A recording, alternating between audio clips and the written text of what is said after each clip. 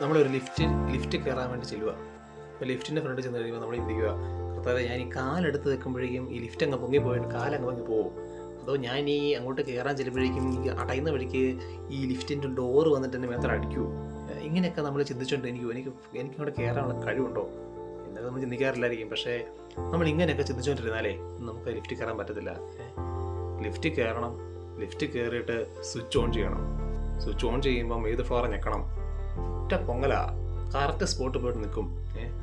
നമ്മുടെ ജീവിതത്തിൽ ഇങ്ങനെ ചില സമയങ്ങളിൽ ചില കാര്യങ്ങൾ ചെയ്യാനിരിക്കുമ്പം നമ്മൾ ചിന്തിക്കും, എനിക്കത് ചെയ്യാനുള്ള കഴിവില്ല, ഞാൻ മുമ്പോട്ട് ചെന്നിട്ടുണ്ടെങ്കിൽ അതൊന്നും ചെയ്യാൻ കഴിവെനിക്കില്ല എന്നോർത്ത് നമ്മൾ ചെയ്യാത്ത പല കാര്യങ്ങളുണ്ട്, നമ്മൾ പറയാത്ത പല പ്രസംഗങ്ങളുണ്ട്, നമ്മൾ പാടാത്ത പല പാട്ടുകളുമുണ്ട്, നമ്മൾ പ്രസംഗിക്കാത്ത കുറേ വചനങ്ങളുണ്ട്, നമ്മൾ ഈശോയെക്കുറിച്ച് സംസാരിക്കാത്ത സമയങ്ങളുണ്ട്, പ്രാർത്ഥിക്കാത്ത സമയങ്ങളുണ്ട്. കാരണം ഇത് ചെയ്യാൻ കഴിവില്ല, എനിക്കതിനുള്ളൊരു ഞാൻ ബലഹീനനാണ് എന്ന് ചിന്തിച്ച് നമ്മൾ വേണ്ടെന്ന് വെച്ച കുറേ ഇവാഞ്ചലൈസേഷനുണ്ട്.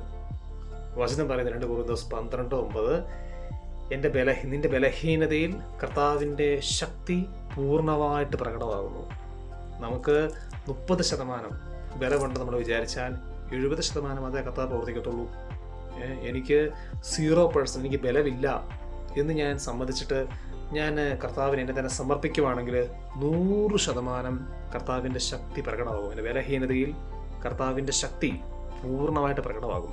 നമുക്ക് നമ്മുടെ ബലമില്ലാത്ത അവസ്ഥയെ ഈശോയുടെ കരങ്ങളിലേക്ക് കൊടുക്കുക. അപ്പോൾ കർത്താവിൻ്റെ ശക്തി പൂർണ്ണമായിട്ട് പ്രകടമാകും. 2 കൊരിന്ത്യർ 12:10, ക്രിസ്തുവിൻ്റെ ശക്തി എന്നിൽ പൂർണ്ണമായി ആവസിക്കേണ്ടതിന് ഞാൻ എൻ്റെ ബലഹീനതയെക്കുറിച്ച് പ്രശംസിക്കും.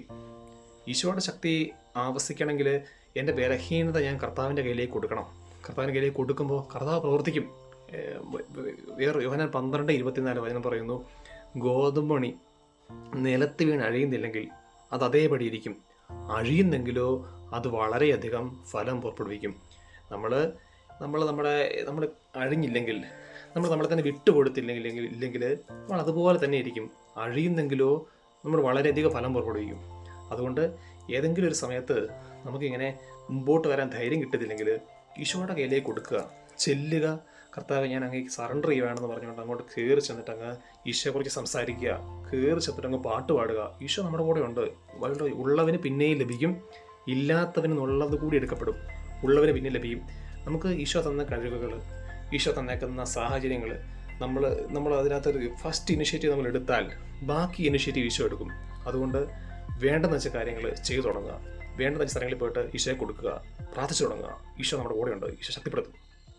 ആമേൻ.